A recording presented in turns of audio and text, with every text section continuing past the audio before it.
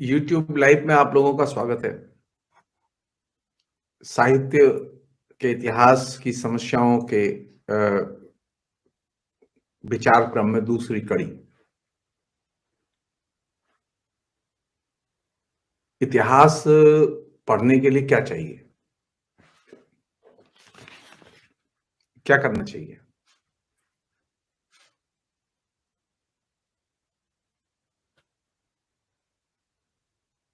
क्या साहित्य के बारे में समझ इतिहास के बिना संभव है? मेरा अब तक का जो अनुभव है और जो चीज सामान्य जीवन में मैंने दर्ज की है, देखी है, वो ये कि एक लेखक के नाते, एक साहित्य के विद्यार्थी के नाते, साहित्य के पाठक के नाते ये बेहद जरूरी है कि आपके पास में साहित्य के इतिहास की जानकारी हो, उसकी विभिन्न धाराओं के बारे में सही समझ हो। हमारे यहाँ दिक्कत यह है कि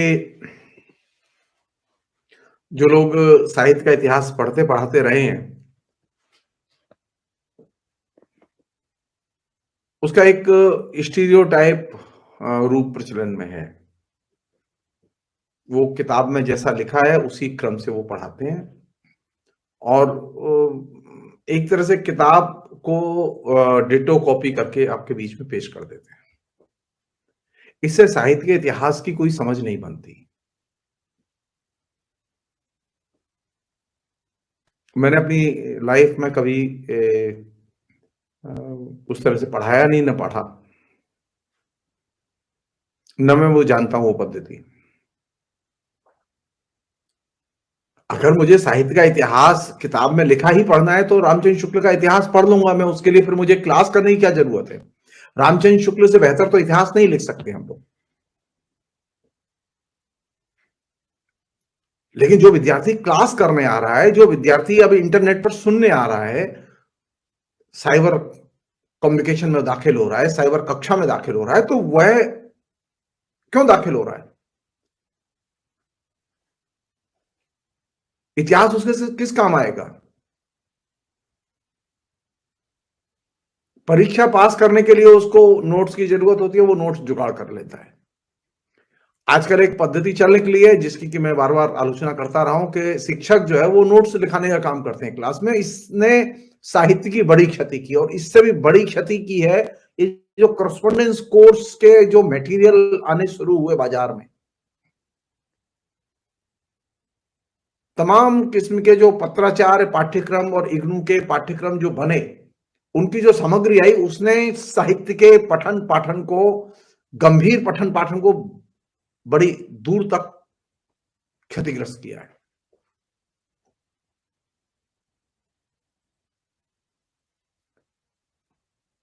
अब जो विद्यार्थी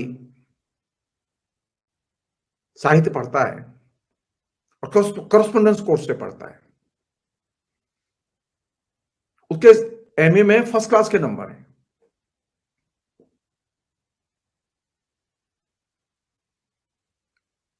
लेकिन उसने साहित्य का इतिहास आचार्य शुक्ल का हाथ से टच करके नहीं देखा है, लेकिन उसके फर्स्ट क्लास के नंबर है।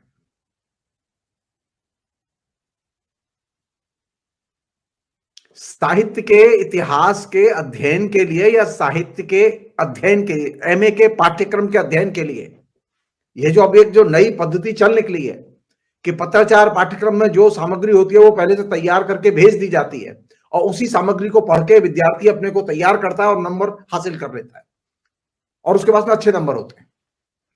अब दिक्कत यह हो गई है कि पहले तो यह चीज, बीमारी सिर्फ पत्राचार पाठ्यक्रम तक सीमित थी। अब यह बीमारी उन विश्वविद्यालयों में भी आ गई है जहां पर के शिक्षक क्लास लेते थे।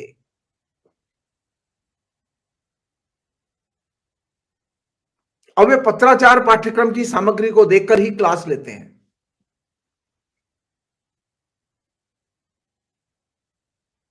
तो इससे तो साहित्य बोध पैदा नहीं होगा। मैं अपना एक अनुभव बता रहा हूं आपको छोटा सा, जिससे कि इस दिक्कत का अंदाजा लगे। मैंने जब कलकत्ता विश्वविद्यालय में ज्वाइन किया 1989 में, तो वहां प्रसाद स्पेशल पेपर के तौर पर पढ़ाए जाते थे और वो पिछले 35 साल से पढ़ाए जा रहे थे। मैंने विद्यार्थियों से हंस के पूछा कि आप लोगों ने क्या कभी मुक्तिबोध की जो पुस्तक है, कामायनी एक पुनर्विचार, वो पुस्तक पढ़ी है या देखी है? तो सारे विद्यार्थियों ने कहा कि हम तो नाम ही नहीं जानते।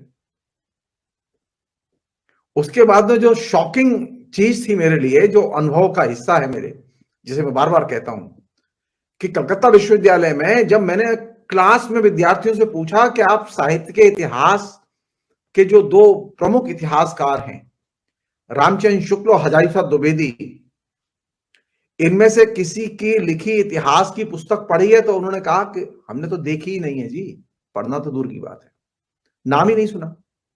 क्योंकि जो पढ़ाने शिक्षक आते थे कॉलेज में, ये विद्यार्थी कॉलेज से पढ़ के ऊपर आया है, और जो ऊपर आया है उसको जो मेरे विभाग के जो भी लोग थे, वो लोग सजेस्ट करते थे, एक कोई शिव कुमार शर्मा नाम के कोई प्राणी थे, उनकी लिखी हुई एक गैस पेपर टाइप पुस्तक थी हिंदी साहित्य का इतिहास, वही पुस्तक पूरे कलकत्ते के कॉलेजों में पढ़ाई जाती थी। रामचंद्र शुक्ल का इतिहास या हजारी प्रसाद द्विवेदी का इतिहास नहीं पढ़ाया जाता था। और मेरे विभाग में बड़े नामी लोग थे, उसमें प्रोफेसर शंभुनाथ थे, उसमें प्रोफेसर विष्णुकांत शास्त्री थे, उसमें दयानंद श्रीवास्तव थे, उसमें अब प्रबोध नारायण सिंह थे, उसमें रामप्रीत उपाध्याय थे, और ये सारे के सारे लोगों के रहते हुए स्थिति ये थी कि विश्वविद्यालय में, कलकत्ता विश्वविद्यालय में टिल 1989 रामचंद्र शुक्ल का इतिहास पाठ्यक्रम में विद्यार्थियों को नहीं मालूम था।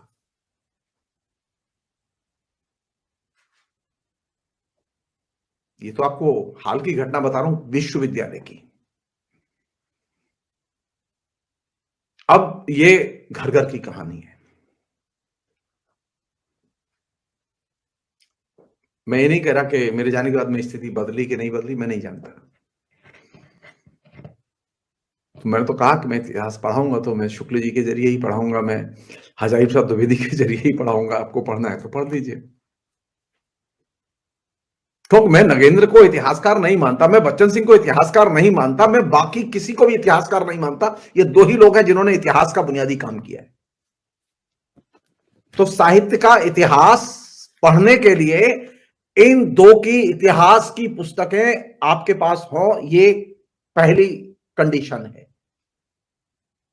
आप चाहे इंटरनेट से डाउनलोड कीजिए, हिंदी साहित्य की भूमिका इंटरनेट पर भी अवेलेबल है, रामचंद्र शुक्ल का पूरा समग्र इंटरनेट पर अवेलेबल है, फ्री डाउनलोड कर सकते हैं। पहले यह बहाना था कि सर पैसे नहीं है, पहले यह बहाना था कि सर किताब मिल नहीं रही है। अभी स्थिति है कि किताब इंटरनेट पर सहज भाव से उपलब्ध है। इसके बावजूद अभी जस्ट एक सप्ताह पहले की घटना बता रहा हूं आपको।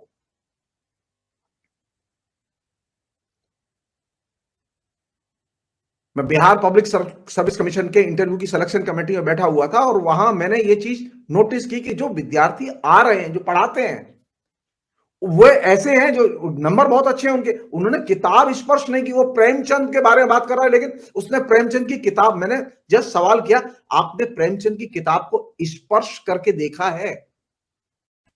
नहीं। संकट ये है, और ये बहुत ही खतरनाक स्थिति है। इसकी वजह से मुझे लगा कि लोगों से बात की जानी चाहिए, पब्लिकली बात की जानी चाहिए। हम प्रोफेसर लोग अपने एकेडमिक प्रवेश के बारे में मुगालते में हैं, झूठ बोलते हैं। हिंदी का अकादमिक प्रवेश पूरी तरह से गैस पेपर इंडस्ट्री और ट्यूशन इंडस्ट्री के हवाले कर दिया गया है, और शिक्षक भी नोट्स लिखाने में विश्वास करते हैं, पढ़ाने में विश्वास नहीं करते। अधिकतर जगह यही स्थिति है। तो साहित्य के इतिहास के लिए पहली शर्त है कि साहित्य के इतिहास की पुस्तक आपके पास हो, चाहे रामचंद्र शुक्ल का साहित्य का इतिहास हो या हजारी प्रसाद द्विवेदी की हिंदी साहित्य की भूमिका, या हिंदी साहित्य का उद्भव और विकास, ये इनमें से कोई पुस्तक हो, या और ये सब चीजें इंटरनेट पर फ्री में अवेलेबल हैं। अब बहाना नहीं है कि मेरे पास पैसे नहीं है, अब आप आराम से डाउनलोड कर सकते हैं। दूसरी चीज ये कि साहित्य के इतिहास के संदर्भ में अनेक गलत धारणाएं प्रचलन में हैं। जैसा कि मैंने पिछली बार के पहले एपिसोड में मैंने कहा कि इसका पैराडाइम शिफ्ट करने की जरूरत है। ये पुरुष केंद्रित साहित्य का इतिहास रहा है, इसे स्त्री केंद्रित बनाने की जरूरत है।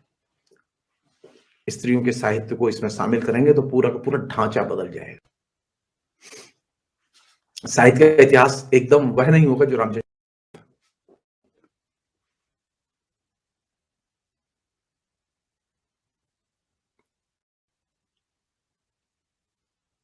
एक अन्य चीज जो कि साहित्य के इतिहास को पढ़ते पढ़ाते समय जेहन में रखनी चाहिए, वो ये कि साहित्य के विभिन्न लेखकों की रचनाओं में या विभिन्न लेखकों के बारे में आइडियोलॉजिकली जो तर्क दिए जाते हैं वे तर्क अतरंजना से भरे होते हैं,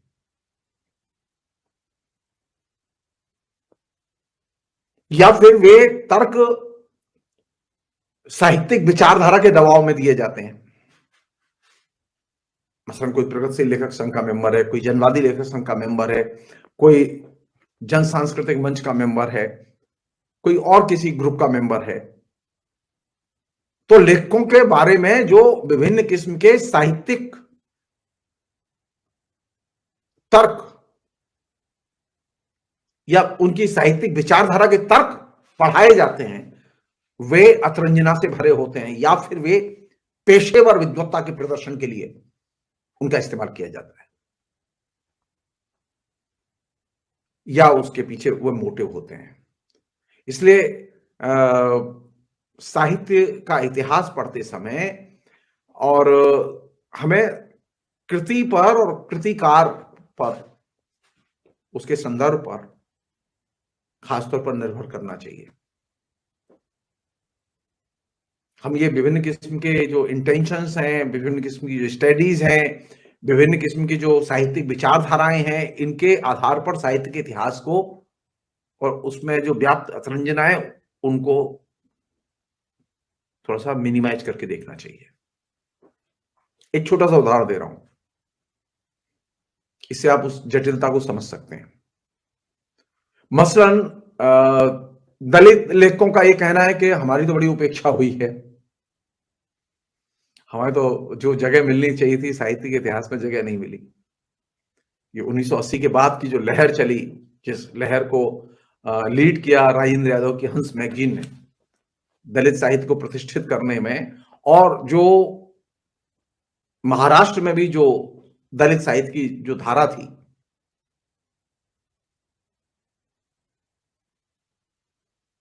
सबसे पहले वहां पैदा हुई, फिर उसके बाद में हिंदी में उसका असर आया, और हिंदी में तो इतना भयावह रूप में असर आया कि वो सत्य ही देखना बंद कर दिया।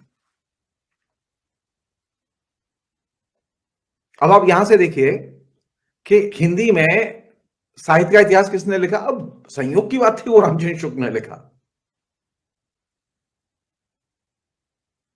वो ब्राह्मण थे। रामचंद्र शुक्ल ने इतिहास लिखते समय जो सबसे महत्वपूर्ण चीज की, हर लेखक की जाति साहित्य के इतिहास में दर्ज की। आप ये कह ही नहीं सकते कि साहित्य के इतिहास में हमको फला लेखक की कास्ट के बारे में मालूम नहीं है। अधिकतर लेखकों की जाति का उल्लेख उन्होंने साहित्य के इतिहास में किया। उनके पहले, उनके समानांतर रविन्द्रनाथ ठाकुर ने साहित्य पर लिखते समय अनेक बार, कृतियों पर लिखते समय अनेक बार, चरित्रों के बारे में लिखते समय चरित्रों की जातियों का उल्लेख किया है।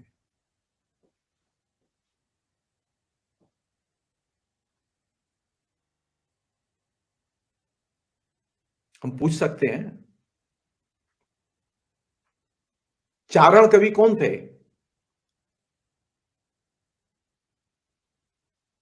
जिन चारणों ने रासो ग्रंथों की रचना की पहली तो मुश्किल क्या है कि तो ग्रंथों के बारे में जो कि जहां से कि वीरगाथा काल शुरू होता है,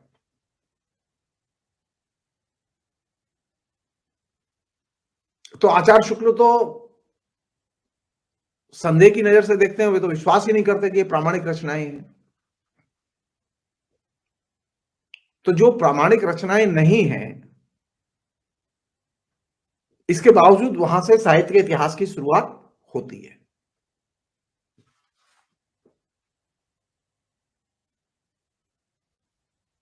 राष्ट्रीय ग्रंथों पर हम अलग से बात करेंगे, मैं सिर्फ रेफरेंस के तौर पर एक छोटी सी चीज मेंशन करना चाहता हूं जो कि बहुत जरूरी है कि दलित लेखक जो आज घर घर जाके हर पत्रिका में बार बार कहते हैं हमारी उपेक्षा हुई, अवहेलना हुई, उनसे पूछा जा सकता है कि भक्ति आंदोलन के पुरोधा कौन थे। कबीर दलित थे कि नहीं थे? चारण कवि दलित थे कि नहीं थे?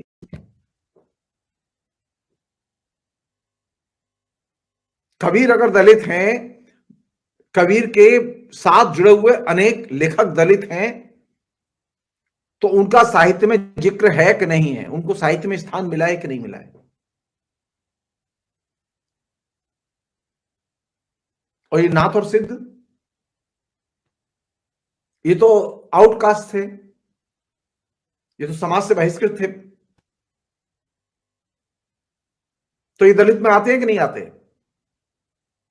तो नाथों और सिद्धों का साहित्य दलितों के साहित्य के दायरे में आएगा कि नहीं आएगा?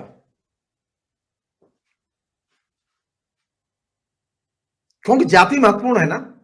जैसा कि दलित कहते हैं कि लेखक की जाति महत्वपूर्ण है, उसने जो चित्रण किया है वो महत्वपूर्ण नहीं है। अगर दलित ने किसी सवर्ण पर लिखा है तब भी वो दलित साहित्य में गिना जाएगा, उसने अगर दलित पर लिखा है तब भी वो दलित साहित्य में गिना जाएगा, क्योंकि दलित ने लिखा है। तो नाथों और सिद्धों में किस जाति के लोग थे अधिकतर?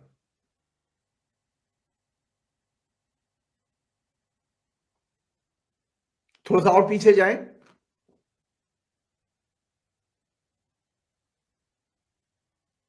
चौथी, पांचवी, छठी शताब्दी में दक्षिण भारत में जो भक्ति आंदोलन की परंपरा विकसित हुई आलवार संतों की, उन आलवार संतों में अधिकतर दलित थे और वे प्रमुख थे। आज भी आप जाइए, तिरुपति शहर से करीब 60-70 किलोमीटर दूर मंदिर है, कृष्ण का मंदिर है। वह कृष्ण के मंदिर में अंडाल कृष्ण की पत्नी के रूप में बैठी हुई है। कौन थी वो दलित थी।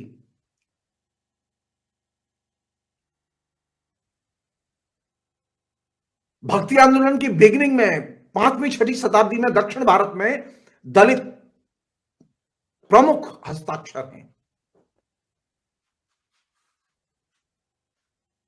लेकिन भेड़चाल चल निकली है इधर दलित आलोचना में, बिना सोचे समझे ये भेड़चाल चल निकली है कि बार बार ये कहा जा रहा है कि दलितों की उपेक्षा हुई है, दलितों की एंट्री नहीं हुई है, दलितों के लेखन का मूल्यांकन नहीं हुआ है, उन्हें उचित सम्मान नहीं मिला है। ये गलत है। साहित्य का इतिहास पढ़ते समय जो पॉपुलिज्म है साहित्य में, उस पॉपुलिज्म से लड़ने की जरूरत है। साहित्य के इतिहास के लिए तथ्य बहुत महत्वपूर्ण है, कृतियां और कृतिकार बहुत महत्वपूर्ण हैं, अभिप्राय महत्वपूर्ण नहीं है। ये जो इंटेंशन के आधार पर जो बात कही जा रही है दलित आलोचकों के जरिए, ये महत्वपूर्ण नहीं है। हमें तथ्यों की रोशनी में देखना होगा कि वे दलित थे कि नहीं थे।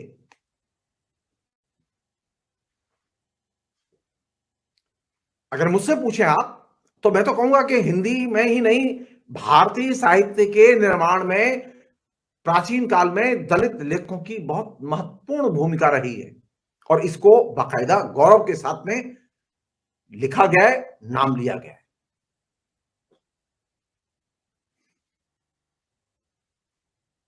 कौन नहीं जानता दो एपिक जिनसे कि पूरा का पूरा 1800-1900 वर्ष तक संस्कृत साहित्य प्रभावित रहा, महाभारत और रामायण। वाल्मीकि रामायण, वो दोनों सवर्ण तो नहीं थे। तो साहित्य का इतिहास पढ़ते समय साहित्य के बारे में बने हुए जो प्रचलित मिथ हैं, उन मिथों को तोड़ने की जरूरत है।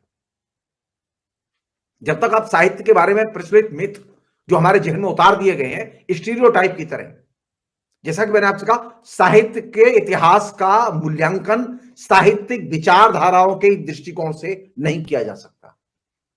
दलित साहित्य की एक विचारधारा है, स्त्री साहित्य की एक विचारधारा है, मार्क्सवादी साहित्य की एक विचारधारा है। सेकंड चीज,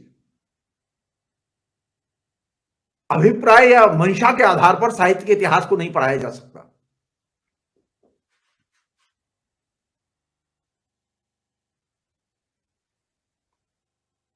मंशा और अभिप्राय के आधार पर जब आप साहित्य के इतिहासों को पढ़ाएंगे तो आप लेखक और उसके जीवन के साथ में रिलेशन आप स्थापित ही नहीं कर पाएंगे।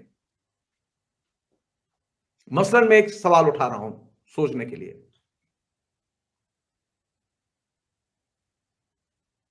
कबीर बहुत बड़े लेखक थे, लेकिन कबीर का क्या हिंदी समाज पर इंपैक्ट है? चिंता की बात नहीं है कि कबीर का इंपैक्ट नहीं होता और नानक का इंपैक्ट होता है। नानक का सिखों पर क्यों इंपैक्ट हुआ और कबीर का हिंदुओं पर क्यों इंपैक्ट नहीं हुआ, या गैर हिंदुओं पर क्यों इंपैक्ट नहीं हुआ?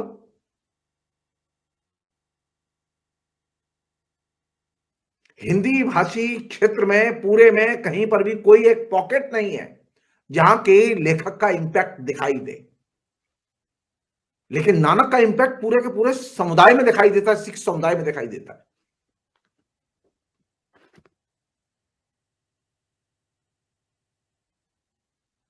कबीर भी अंधविश्वास नहीं मानते थे, लेकिन क्या इस बात को हिंदुओं ने स्वीकार किया कि वो अंधविश्वास न माने? लेकिन लेकिन नानक ने जब ये बात उठाई तो वह सिख समुदाय के नीचे तक गई। वो बात, सिखों में लोग जन्मपत्री नहीं बनाते, जन्मपत्री दिखा के मिला के शादी नहीं करते, हिंदुओं में तो करते हैं। तो किसका इंपैक्ट है? नानक का सिखों पर इंपैक्ट हो सकता है, लेकिन कबीर का सिख हिंदू समाज पर इंपैक्ट नहीं होता। कहने का मतलब यह है कि अगर आप अभिप्राय के आधार पर, लेखक ने जो कहा है उसके आधार पर, उसकी मंशाओं के आधार पर अगर आप उसकी व्याख्या करेंगे तो आप समाज के साथ में उसके रिश्ते को जोड़ने में असफल साबित होंगे।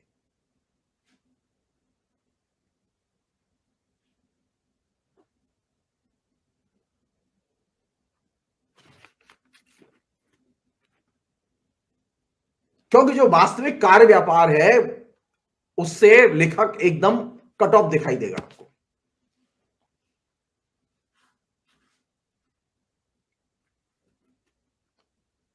एक अन्य चीज, साहित्य पढ़ते समय हमें साहित्य की ठोस समस्याओं पर विचार करना चाहिए। साहित्य का इतिहास पढ़ते समय साहित्य की ठोस समस्या कौन सी है? अगर हम प्राचीन काल यानी आदिकाल के साहित्य को देखना चाहें, वीरगाथा काल के साहित्य को देखना चाहें, या हम तुलसी के युग के साहित्य को देखना चाहें, तो हमें ठोस समस्याएं कौन सी हैं? रेने वेलक और ऑस्टिन वारेन ने साहित्य के इतिहास के संदर्भ में जो ये बात कही, वो बात अंग्रेजी के लिए जितनी महत्वपूर्ण है उतनी हिंदी के लिए भी महत्वपूर्ण है।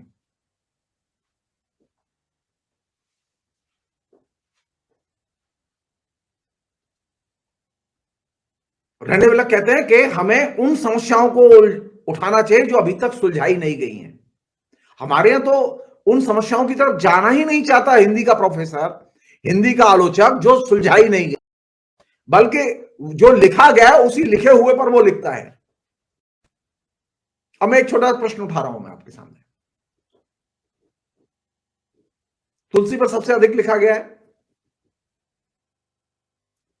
कोई आलोचक नहीं है जिसने तुलसी पर नहीं लिखा हो।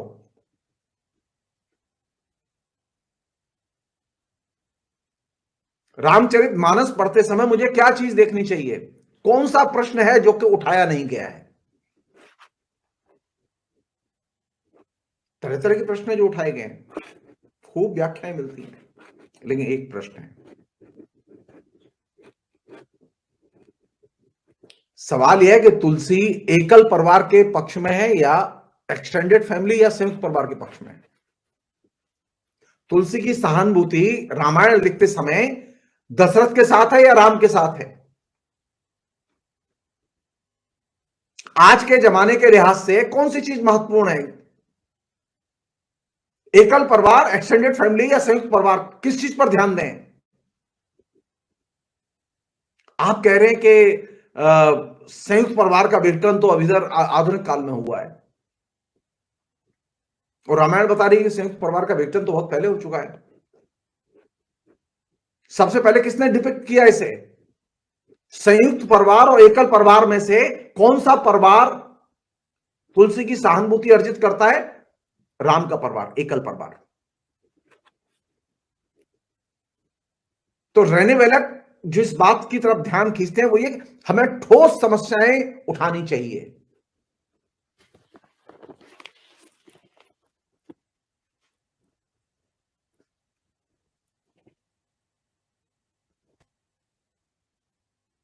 वे समस्याएं उठानी चाहिए जिन पर की पर्याप्त चर्चा नहीं हुई है। जैसे मैंने कहा, एकल परिवार के सिस्टम में हमारे यहां तो चर्चा ही नहीं है।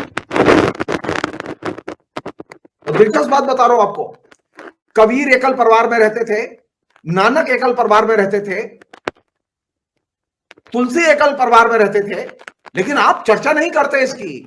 आप तुलसी के लिखे की चर्चा करते हैं।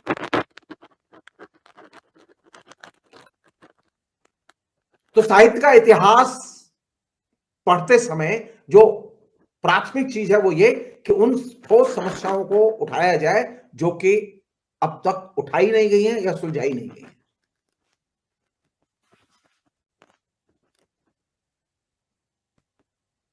और जब आप ठोस समस्याएं उठाएंगे और उनके बारे में डिटेल्स में बातचीत करेंगे तो जाहिर है कि ये जो गंदगी फैली हुई है साहित्य में,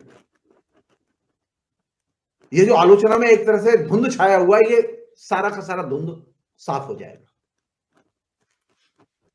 आप सिर्फ एक ही बात पूछिए, प्रत्येक आलोचक से, प्रत्येक प्रोफेसर से एक ही बात पूछिए, तुलसी की रचना में एकल परिवार महत्वपूर्ण है या संयुक्त परिवार महत्वपूर्ण है। राम और सीता का परिवार संयुक्त परिवार है या एकल परिवार है। दशरथ का परिवार बड़ा था, एक एक्सटेंडेड फैमिली थी, राम उससे अलग हो जाते हैं। तुलसी की सहानुभूति राम के साथ है, दशरथ के साथ नहीं है। तो मैं अपने विद्यार्थियों को कौन सी चीज कहूंगा कि बेटा कौन सी चीज अच्छी है जीवन के लिए, राम से क्या सीखना चाहिए, तुलसी से क्या सीखना चाहिए। आधुनिक काल की दस्तक यानी मर्केंटाइल कैपिटलिज्म की शुरुआत हो चुकी थी, एकल परिवार दाखिल हो चुका था समाज में। भक्ति आंदोलन के अधिकतर कवि, लेखक एकल परिवार के तौर पर रहते थे, लेकिन साहित्य की आलोचना में एकल परिवार डिस्कशन के केंद्र में आज तक नहीं आया।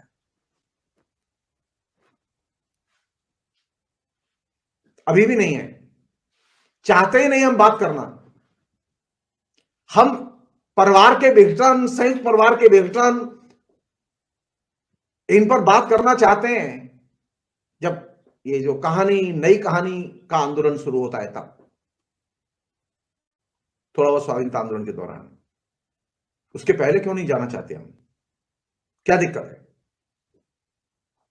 क्या परेशानी है। आप रीतकाल के कवियों को उठाइए, चाहे भक्तिकाल के कवियों को उठाइए, सब एकल परिवार में रहते हैं। बल्कि भक्ति काल में तो ऐसी भी लेखिकाएं हैं जो अपने गुरु के साथ जाके रहती हैं, बिना शादी किए रहती हैं।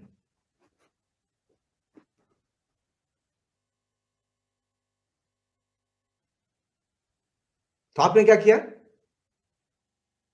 आपने एक खास तरह का एक आलोचना का ढांचा, साहित्य के इतिहास का ढांचा बनाया जो कि आपको रियलिटी और यथार्थ की जो ठोस समस्याएं उनको देखने नहीं देता, उनको डिस्कस ही नहीं करने देता। और यही वजह है कि साहित्य के इतिहास में हमारी दिलचस्पी घटती चली गई।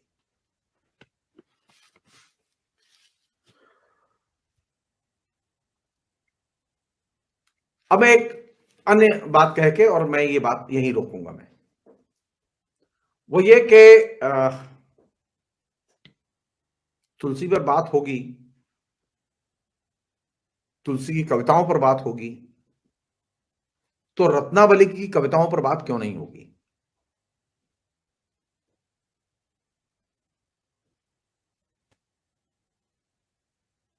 अगर रत्नावली की कविताएं शामिल कर दी जाएंगी तो आपको यह पता चलेगा कि रत्नावली किसके पक्ष में थी।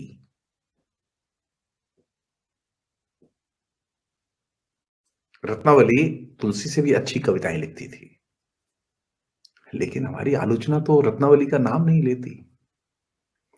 हमारे आलोचक तुलसी पर गट्ठर भर के लिख चुके हैं, रत्नावली पर कभी नहीं लिखा उन्होंने, किसी भी बड़े आलोचक ने नहीं लिखा।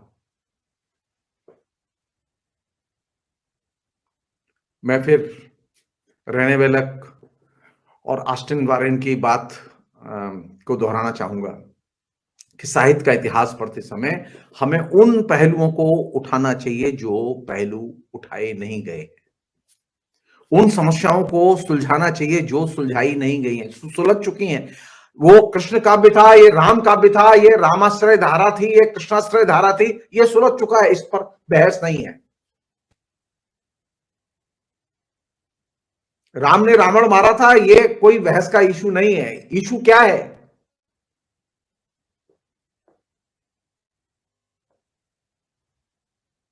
क्या रामचरित मानस में युद्ध का वर्णन है और युद्ध को के वर्णन को कितना स्पेस दिया गया है? ये महत्वपूर्ण इशू है। इससे पता चलेगा कि लेखक चित्रण के समय अगर युद्ध के लिए स्पेस देता है तो वो कितना स्पेस देता है, और शांति के लिए स्पेस देता है तो कितना स्पेस देता है। न्यूनतम स्पेस युद्ध के लिए दिया गया है। इससे लेखक के नजरिए का पता चलता है कि लेखक किन चीजों के पक्ष में है।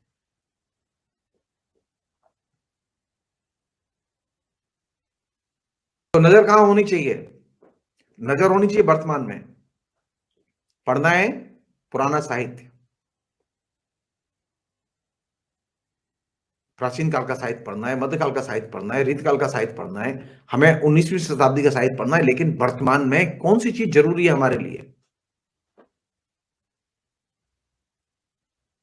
तो हमारे यहां जो जिनसे साहित्य के इतिहास की शुरुआत होती है, कबीर हो, तुलसी हो, ये जो आरंभिक दौर के बड़े लेखक हैं, उसमें ऐसे भी लेखक हैं जो सिंगल हैं और ऐसे भी लेखक हैं जो एकल परिवार में हैं। ऐसे भी लेखक हैं जो अपनी प्रेमिका के साथ रहते हैं। ऐसे भी लेखक हैं जिनके के कलेक्टिव कलेक्शन आए हैं रचनाओं के।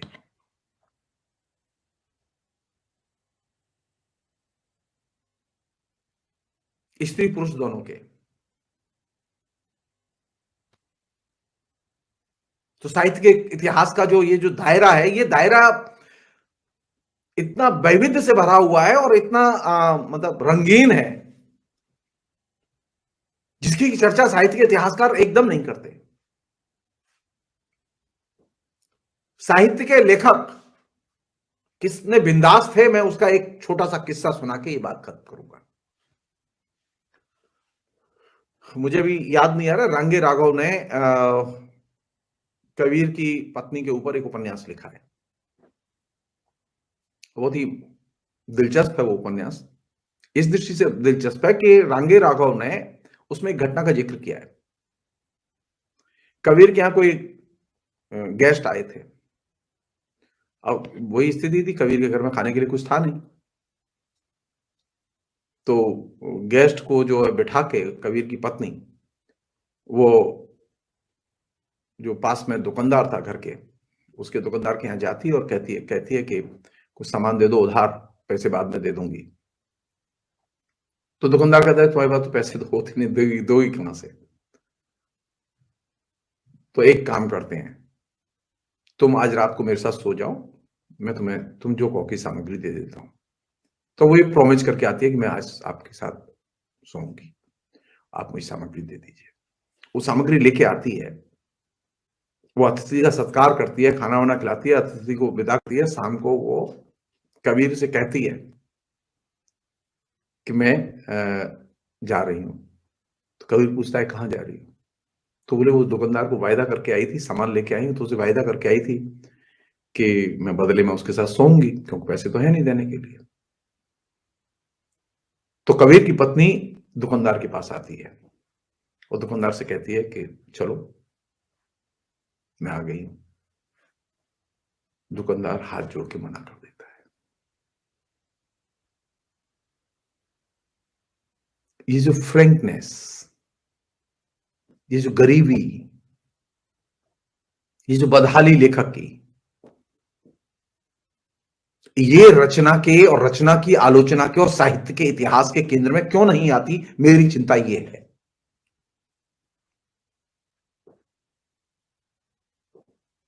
अकेले रांगे राघव ने उपन्यास लिखा है कबीर की पत्नी के ऊपर।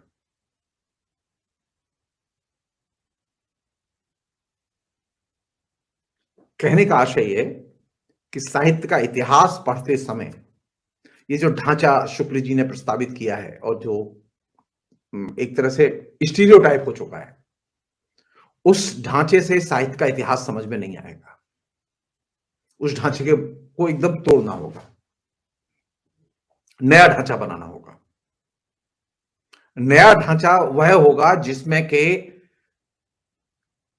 व्यक्ति की इच्छा, जो पात्र हैं, लेखक हैं, उनकी पहल, उनके इरादे और वे जिस इरादे को चित्रित करते हैं वह पहलू, उसे सामने लाने की जरूरत है। मेरी वैचारिक दृष्टि क्या है ये महत्वपूर्ण नहीं है, किसी ने किस वैचारिक दृष्टि से लिखा है ये महत्वपूर्ण नहीं है। महत्वपूर्ण है लेखक ने क्या लिखा है और उस लिखने के पीछे उसके क्या कारण थे, ठोस रूप में वह किस समस्या की तरफ ध्यान खींचता है। जैसा कि मैं आपसे कहा कि तुलसी को, कबीर को, इनको मैं इस रूप में देखना चाहता हूं कि जब एकल परिवार की डिबेट हो तो ये मेरी आलोचना के केंद्र में हो, क्योंकि मर्केंटाइल कैपिटलिज्म के आने के साथ उसके पहले से ही एकल परिवार की धारणा समाज में आ गई थी, एक निष्ठता की धारणा समाज में आ गई थी। शादी एक स्त्री पुरुष के बीच में ही होगी, एक पुरुष की कई पत्नियां नहीं हो सकती। दशरथ की कई पत्नियां थी लेकिन राम की कई पत्नियां नहीं थी। तो तुलसी की वफादारी किसके प्रति है? एक निष्ठ संबंध के प्रति। एक पुरुष और बहुपत्नी, उसके प्रति तुलसी कोई सहानुभूति नहीं है। तो साहित्य का इतिहास पढ़ते समय साहित्य के प्रति और साहित्यकार के प्रति हमारा नजरिया भी बदलना चाहिए। जो किताब में लिखा हुआ है वह नजरिया हमारी बहुत दूर तक मदद नहीं करता। फिलहाल इतना ही। बहुत बहुत शुक्रिया। Thank you.